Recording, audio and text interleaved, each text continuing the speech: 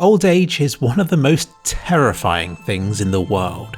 To think that your body and mind will gradually betray you, that it's something we're all speeding towards, but we have to accept it and to get on with our lives because there's nothing that we can do about it. Did that mole used to be there? Did my tooth used to feel like that?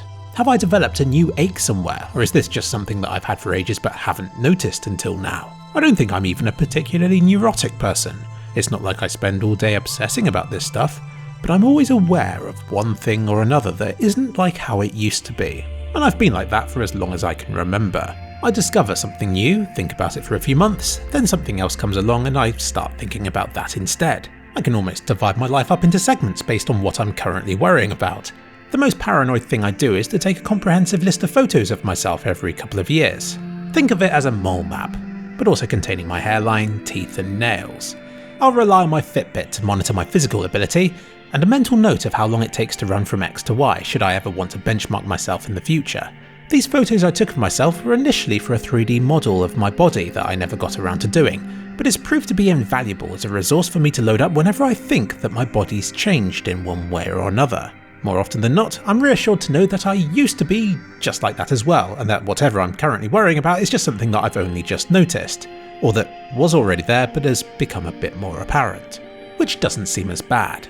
Maybe that's all aging is, an accumulation of little things that don't really change that much, but that if you were immediately transported back 10 years, then you'd realise how much you've aged. I can still fool myself into thinking that I haven't changed at all in the last 10 years, when really, I know I have, and I'm already halfway between how I used to be and how I one day will be. I think I have a healthy attitude towards this. I think always worrying a little bit about this is a healthy attitude towards aging. Much better than living with denial and filters and then suffering a catastrophic midlife crisis at the ripe old age of 35. When do you peak? For athletes, it's late 20s or early 30s. I suspect your increased experience offsets your physical decay, so really, once you hit 30 it's downhill from then on for any physically demanding activity. Mentally, they say your brain begins losing cells at the age of 25 or whatever, but I don't believe that. I think your mental ability lasts better than your physical one does. Normally. In some ways, you're always growing, aren't you? But I think this comes at the cost of reduced enthusiasm. A sick joke that as you become increasingly able, you become less willing. There's a reason why discovery is a young man's game. You only have to look at a child enjoying the most mundane or stupid of things to realise how boring you are right now. Maybe, in some ways, we all peaked before we even hit our teens. I had this moment when I was 27. I looked in the mirror and my hair looked unusually cool, and I thought, wouldn't it be nice if I could be frozen like this forever? I mean, I could nitpick stuff that might have been better when I was 18, or argue that I would rather have a few more years to try and build a six-pack or whatever, but honestly, I think I would have been happy at that moment, at the age of 27, forever. And it's not like much has changed since then. I haven't developed any serious medical ailments or anything like that. My parents didn't go grey until they were older, so that's something I don't concern myself about too much. I mean, I get the occasional blonde beard hair, but everybody does, don't they? If I find a grey hair tomorrow, then yes, I'll probably feel betrayed by my body and by my genetics, even if hair colour is the most harmless of aging's cruel tricks. Wrinkles aren't so nice, and are what I used to envision when I thought of the first stages of aging. But the thing I hate more than that is how your skin becomes thinner. Every year, marks and blemishes are more apparent. You can look back at older pictures and they were always there, but they're more obvious and distracting this year than they used to be. And I wonder what other horrors are waiting in store for me in this regard. You can tell this is a young person's video because all the stuff I've mentioned has been so minor. I know that when it comes to aging, superficial stuff like this is just the tip of the iceberg, and that my future self will have far more serious and worrying things to concern himself with.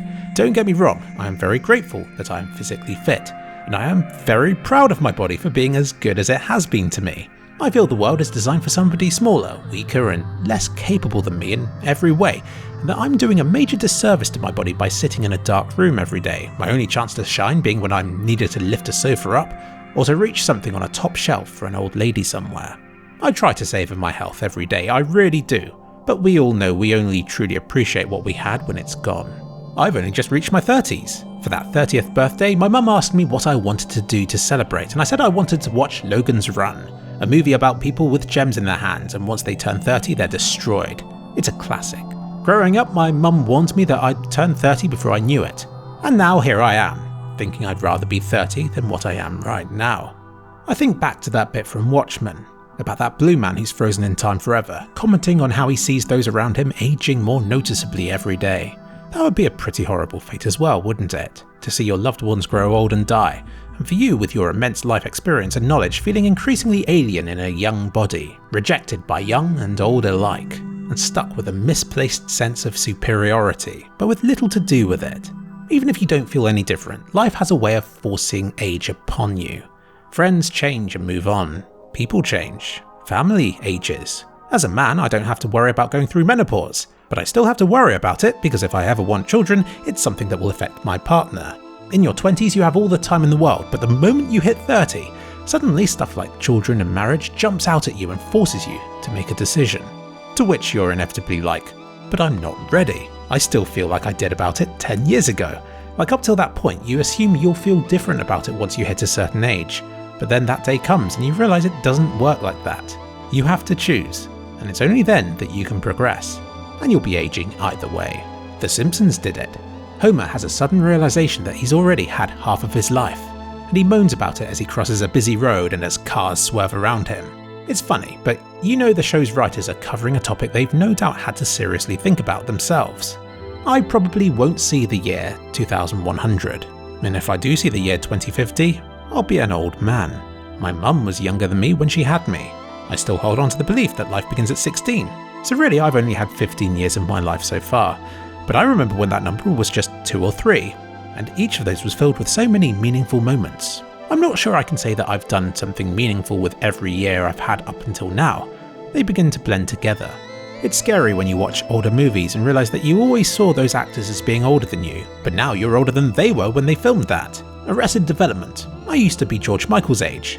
Now I'm closer to his dad's. And so is he in the newer seasons, come to think of it. I want to achieve immortality, not in some literal or massive sense, but I'd like to preserve a bit of me inside the media I make. It's partly the reason for this very channel. Perhaps I'll put myself in a computer game someday, and to have my narration filled with as many thoughts as I can manage. If I'm lucky, I'll achieve what? 100 years? 150 years before my existence is wiped from existence? How much do I even care about the most influential people from the past anyway? And why would somebody in the future care even half as much about me? I was told the meaning of life was to have children, almost like so that they can keep your dreams alive that you were never able to fulfill yourself. But I don't buy that. I like to think that my dreams will be mine to achieve, and that if I have children, they'll have their own goals that I would like to help them with. Why should I burden them with my own wishes and insecurities? I like the idea of scheduling 200 videos in advance, one every year stretching out into the distant future, so that long after I'm gone, people can still tune in once a year to watch me. Would be just a few minutes of their life. They might not even remember the video for long, and I suspect that thousands of YouTubers have the same idea as me, so it wouldn't even be that meaningful, but it's a thought that I've had. But then I did have a friend who did exactly this. He had thousands of videos scheduled until beyond the year 2100, and YouTube just went and shut down his channel without any warning, so perhaps it's not the best platform to preserve your future on. Despite how utterly terrifying aging is, it's, pardon the pun, a toothless insult. It's reassuring that the people who insult me with age-related comments must clearly find the concept of it equally scary as I do. It's almost sweet, like they're telling me that we're in this together, because we all are. Plus, it is such a relative thing, because while there's always somebody younger trying to feel better by putting me down, it's nice to know that there's an older group somewhere that's jealous of my current age, and always will be until the day they die. Ultimately, age is the price we pay to experience the here and now. The moment I was born, my age, right now, was set in stone. To still be here, experiencing stuff, I must have done something right every step of the way. I don't think that life is short. Far from it. I've done so much, yet I know I have wasted so much more. I always think how much I could have achieved had I started something a year ago, and done a bit to it every day since. But there's nothing stopping me from starting that right now, and doing so will act as insurance that I'll be awesome at it by the time I'm unfortunate enough to live to a ripe old age of, 46.